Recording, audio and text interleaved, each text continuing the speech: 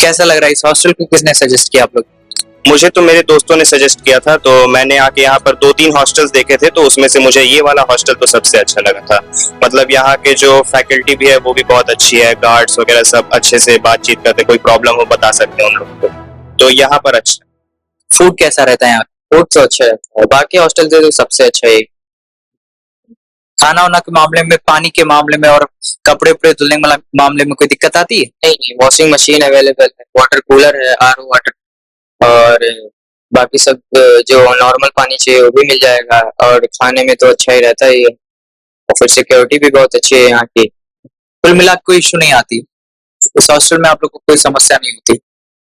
जब हम लोग अपने एक सफलता के मार्ग पर पहुंचते हैं कि हमें ये मंजिल प्राप्त करनी है, उस मार्ग में बहुत सारी बाधाएं या वो आती हैं, त्रुटियां आती हैं कि कुछ कमी रह गई, तो उन कमियों को दूर करने के लिए कोचिंग में हमारी साथ देती हैं। पर कभी कभी ऐसा होता है ना कि हम अपने गोल की तरफ जब बढ़ चलते हैं तो बहुत निराशा के कई सारे क्षण आते हैं, डिमोटिवेशन आता है, एंजाइटी आता है। जैसे कि कोटा के स्टूडेंट्स में हर समय हम लोग देख रहे हैं कि जैसे रिजल्ट्स आते हैं, एग्जाम होता है, तो बहुत सारी ऐसी घटनाएं घटती हैं जो स्टूडेंट्स कर बैठते हैं। इन सबसे डील करने के लिए क्या करना चाहिए, और ये क्या डिसीजन लेना सही होता है? ये डिसीजन तो बिल्कुल सही नहीं होता है, क्योंकि इससे फैमिली को भी बहुत इफेक्ट पड़ता है, और ये सब डिसीजन ज्यादातर बच्चे इसलिए लेते हैं मेरे हिसाब से, क्योंकि वो अपने आप को दूसरों से कंपेयर करना चाहते हैं। मतलब सामने वाला अगर 99% लाए तो उसको भी 99% ही लाना है। वो सोचेगा मेरे घर वाले क्या बोलेंगे, मेरे रिलेटिव्स क्या बोलेंगे, तो इस वजह से प्रेशर में आके बच्चे ऐसा अटेम्प्ट करने का कोशिश करते हैं। पर मैं ऐसा कुछ नहीं करता हूँ, क्योंकि उससे ज्यादातर माइंड पे प्रेशर पड़ता है और फालतू का दिमाग खराब होता है, उससे पढ़ने में भी कुछ मतलब पढ़ भी नहीं पाते हैं सही से। तो मैं ये सबको साइड में रख देता हूँ। मैं सोचता हूँ कि जो मैं कर रहा हूँ क्या वो सही है कि नहीं, क्या मुझे उससे कुछ फायदा होगा कि नहीं, और अगर नहीं होगा तो मैं उसमें थोड़ा और अटेम्प्ट करता हूँ, थोड़ा और उसको ट्राई करता हूँ। तो इससे मेरा स्टडी भी इम्प्रूव हो पाता है और मुझे कुछ ऐसे मेंटल प्रेशर वगैरह भी नहीं होता है। मतलब दूसरों से खुद को कंपेयर करना अगर छोड़ दो। तुलनाएं करना बंद कर दें। और कोई क्या चीजें हो सकती हैं जो स्टूडेंट्स अपने मतलब प्रेशर में आ जाते हैं उसमें, जो ये और कुछ तो मुझे ऐसा कुछ पता नहीं है, जितना मुझे बस कंपैरिजन है आपके हिसाब से? कंपैरिजन और फैमिली से कुछ ऐसा, फैमिली प्रेशर आती है, एक्सपेक्टेशंस के भय की वजह से कुछ ऐसे। आप क्या कहना चाहोगे ऐसे? मुझे तो शुरू से ही फैमिली सपोर्ट मिलते रहा है, कोई एक्स्ट्रा प्रेशर नहीं मिला है, तो ये मुझे काफी हेल्प किया है नंबर स्कोर करने में, और अभी भी फैमिली सपोर्ट करती है। और ये जो बच्चे सुसाइड कर लेते हैं कि मेरा ये अटेम्प्ट क्लियर नहीं हुआ, अब मैं क्या करूंगा, यही सब लाइफ में, यही सब नहीं है। लाइफ में बहुत बड़ी है, और भी सारी चीजें हैं लाइफ में, और भी सारे तरीके हैं पैसा कमाने के या फिर अच्छे लाइफस्टाइल जीने के। तो मुझे लगता है सुसाइड करना ठीक। मतलब अगर किसी एक फील्ड में अगर आप सफल हो रहे हैं तो उसको अपना अंतिम सफर नहीं समझना चाहिए। जीवन में बहुत सारी चीजें, गिव अप नहीं करना चाहिए, दूसरे फील्ड में अपने को ट्राई करना चाहिए, या फिर कोई और अपना पैशन फॉलो करना चाहिए। वैसे मेरा पैशन तो यही कि मैं शुरू से ही डॉक्टर बनना चाहता हूँ, बचपन से मेरा यही सपना है। तो और कोई मतलब इंशाल्लाह क्लियर। कर आपका कब ग्रो हुआ ये सपना कि मुझे बस नीट देना चाहिए और डॉक्टर का एप्रन चाहिए? मुझे तो मेरे पापा से ही इंस्पिरेशन मिली थी। मतलब उनका भी सपना था डॉक्टर बनने का, पर वो कुछ ऐसे प्रॉब्लम्स आ गई थी लाइफ में कि हो नहीं पाया था। और मुझे बचपन से ही साइंस में बहुत इंटरेस्ट था, और धीरे धीरे करके ये इंटरेस्ट बढ़ता गया, और मुझे नीट एग्जाम्स के बारे में पता चला। मैंने दोस्तों से भी अपने बात की, ऑनलाइन मैंने कोरा पे और बहुत जगह पर रिसर्च वगैरह भी की, तो उससे मेरा एक इंटरेस्ट डेवलप हुआ, वो ग्रो हुआ। फिर मैंने उसके तरफ बढ़ना शुरू किया, और इस वजह से मैंने नीट को चुना। और डॉक्टर तो बनना एक स्टेबलाइज है, एकदम मतलब बैलेंस है, कोई फिर लाइफ में दिक्कत होने, ये भी तो एक रहता है कि बहुत स्टेबल करियर है ये। हाँ, डॉक्टर एक बहुत स्टेबल और क्या क्या मोटिवेट करता है? स्टेबल तो है ही, और क्या रहता है कि डॉक्टर्स, ये तो जरूरी चीज है डॉक्टर। इंडिया में डॉक्टर्स की रिस्पेक्ट भी तो बहुत ज्यादा है। जैसे इंडिया में डॉक्टर्स की कमी बहुत ज्यादा है। एक ही डॉक्टर को 36 घंटे, यहाँ तक कि 2-2 दिन तक लगातार काम करना पड़ता है। तो अगर हम लोग ये जो हमें मौका मिल रहा है उसे ना लेकर डॉक्टर बनने का एक बार ट्राई नहीं करेंगे, तो फिर कौन करेगा? कौन मतलब लोगों का इलाज करने का करेगा? इंडिया में वैसे ही डॉक्टर्स की इतनी कमी है, अगर कोई नहीं बनना चाहेगा तो फिर तो सब कुछ खत्म ही हो जाएगा ना। तो फिर ये तो एक अच्छा करियर ऑप्शन है मेरे हिसाब से, डॉक्टर बनना। और क्या क्या क्या पर्क्स एक्साइट करते हैं आपको डॉक्टर बनने के लिए? जैसे कि एक इंजीनियर है 2-3 लाख कमा रहा है महीने का, उससे ज्यादा इज्जत तो एक डॉक्टर डॉक्टर को भी मिलती है जो 50,000 रिस्पेक्ट है। रेस्पेक्ट भी मिलती है। और मान लिया कोई एक डॉक्टर बन गया तो उसकी अगली पीढ़ी को भी उतना ही रिस्पेक्ट मिलता है जितना एक डॉक्टर को मिलता है। और फिर यहाँ पे बहुत क्या नाम अ, यहाँ पे बहुत स्कोप है इंडिया में, स्पेशली जो सिटीज वगैरह हो गई दिल्ली। पर बहुत सारे अच्छे डॉक्टर जब वो बहुत प्रसिद्ध और यहाँ पे अपॉर्चुनिटीज नहीं मिलती हैं तो बहुत फॉरेन में भी चले जाते हैं। इस पे क्या राय है?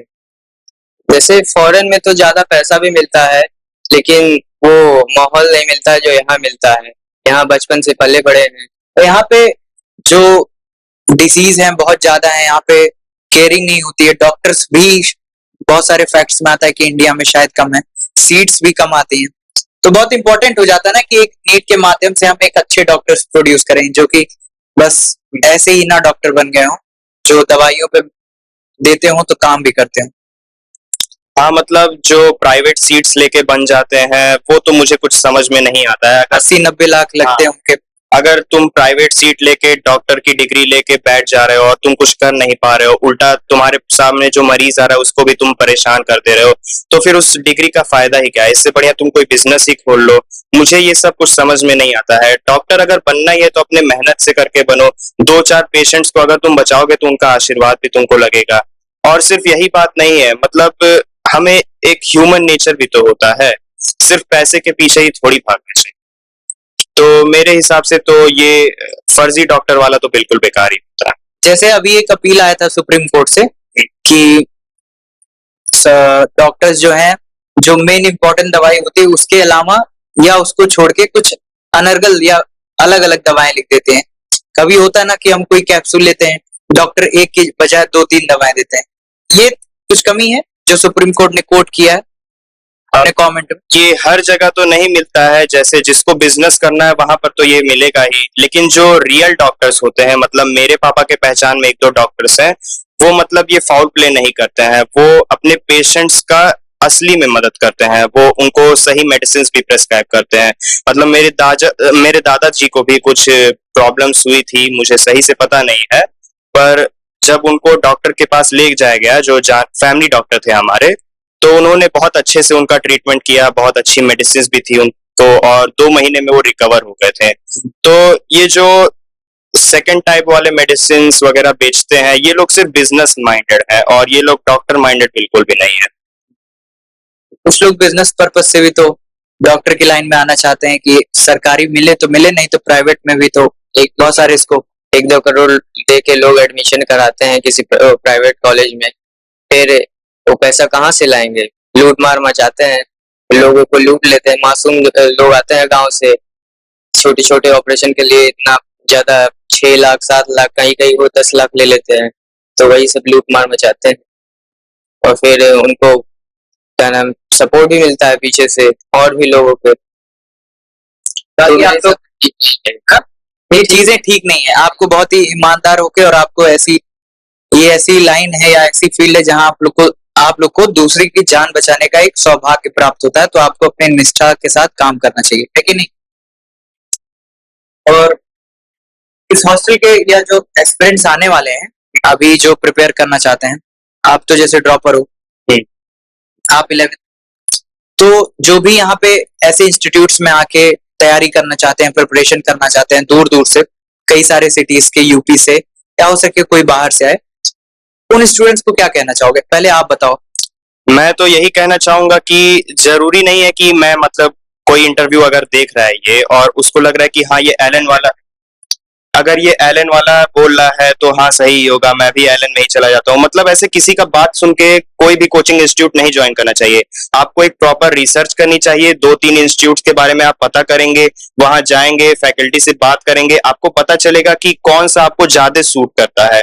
उस हिसाब से आपको कोचिंग चुननी चाहिए, क्योंकि ये मौका आपको बार बार नहीं मिलता। अगर आपके पास टाइम वेस्ट करने के लिए ज्यादा है तो आप ऐसे केयरलेसली चूज कर सकते हैं, वरना आपको मतलब एक टाइम लिमिट बना के उसमें बहुत प्रॉपर रिसर्च करके फिर आपको कोचिंग इंस्टीट्यूट चुनना चाहिए। और हॉस्टल, अगर इस हॉस्टल के बारे में बात करें तो फैसिलिटीज तो सारी ही बढ़िया है। मतलब फूड के साथ आपको थोड़ा बहुत 1-2 दिन कॉम्प्रोमाइज करना ही पड़ता है हर जगह पर ही, वैसे तो बाकी सब मैं बोलूंगा इस हॉस्टल के बारे में बढ़िया ही। आप क्या कहोगे आसिफ? यहाँ पे आप तो छोटे भी हो, 1-2 साल, तो अपने जूनियर्स को क्या कहना चाहोगे जो अभी 11 से शुरू, कुछ लोग तो 9-10 से शुरू कर देते हैं प्रिपरेशन, क्या कहना चाहोगे? आना चाहिए ब्रांड देख के दूसरे शहर से नहीं करना चाहिए। वर्ड ऑफ माउथ से, नहीं कि फलाने जगह ले लो कोचिंग, फलाने जगह ले लो तो बढ़िया तैयारी कराते हैं। टीचर का वैल्यू करना चाहिए, जो टीचर अच्छे से पढ़ाए। मान लिया किसी भी इंस्टीट्यूट में हम चले गए और टीचर पढ़ा रहे कोई भी लोकल का, तो वो तो ठीक तो पड़ेगा नहीं, आप ही का असर जाएगा, पैसा आपका ही बर्बाद होगा। ब्रांड से कोई फर्क नहीं पड़ता है। और हम लोग को भी हार्ड वर्क करना चाहिए, जो भी हम जिस फील्ड में है। तो किसी भी ब्रांड देख के मतलब नहीं करना चाहिए, पूछना चाहिए अपनी सीनियर से कि कौन सा इंस्टीट्यूट बढ़िया है।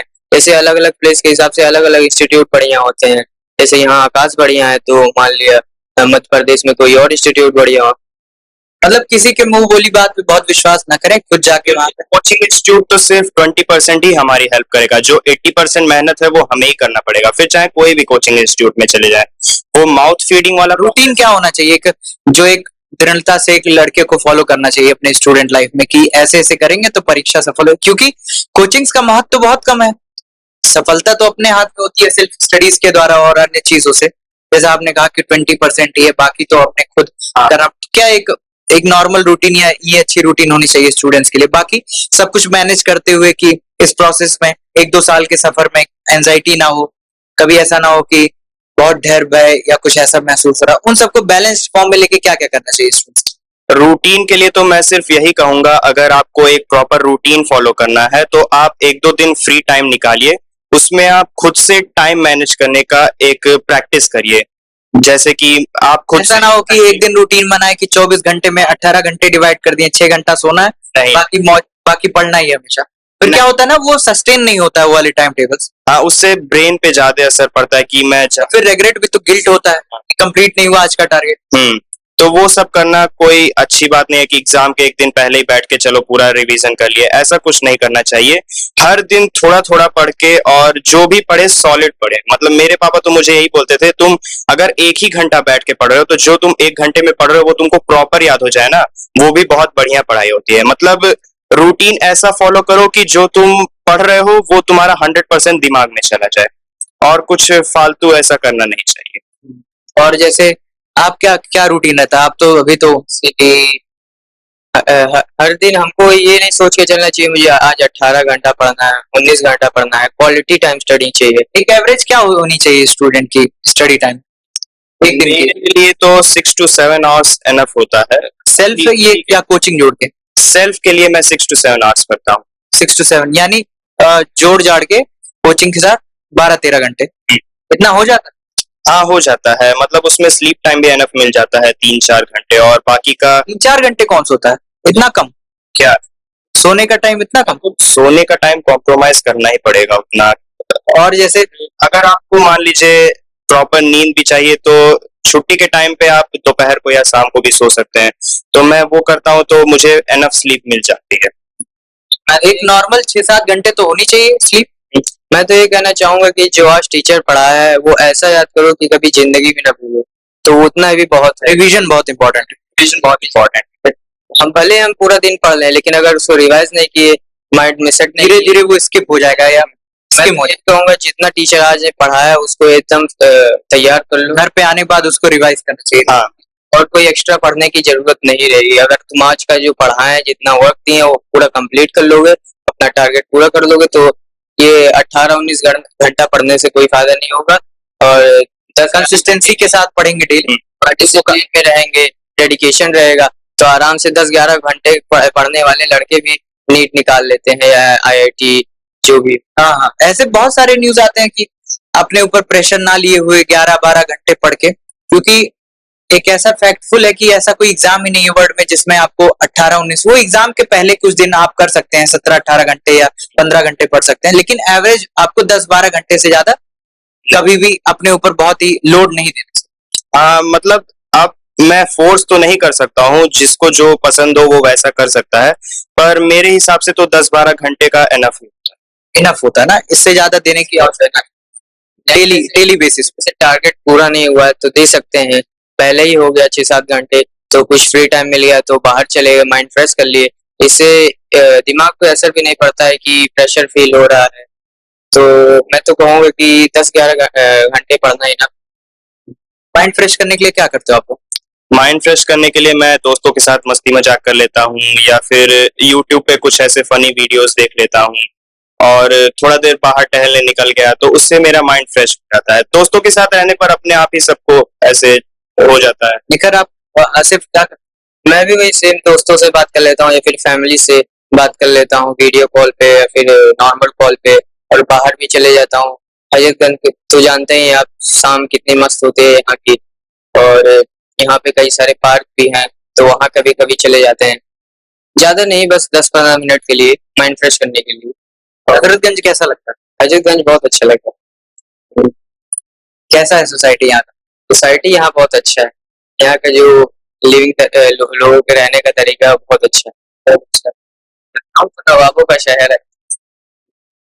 तो उम्मीद है आप लोग को वीडियो पसंद आई होगी। अगर वीडियो पसंद आए तो अपने नजदीकी दोस्तों को शेयर करें, और हम आप लोगों के लिए ऐसी वीडियोस लाते रहेंगे जो कि स्टूडेंट से रिलेटेड हो या उनके अन्य प्रॉब्लम्स हो या कोई दिक्कतें आती है उनकी लाइफ, ऐसी वीडियोस हम लाते रहेंगे। और जैसा इन बच्चों ने बताया कि ये कोचिंग बेस्ट है, और बेस्ट है अपने अपने पर्सपेक्टिव से, और यहाँ का हॉस्टल भी अच्छा है। आप अपने बारे में तो कुछ बताइए। आप अपने बारे में तो कुछ बताइए। हम बता दें, मेरा तो इंट्रो हो जाएगा। तो देखते रहिए स्टूडेंट सोसाइटी। तब तक के लिए बाय।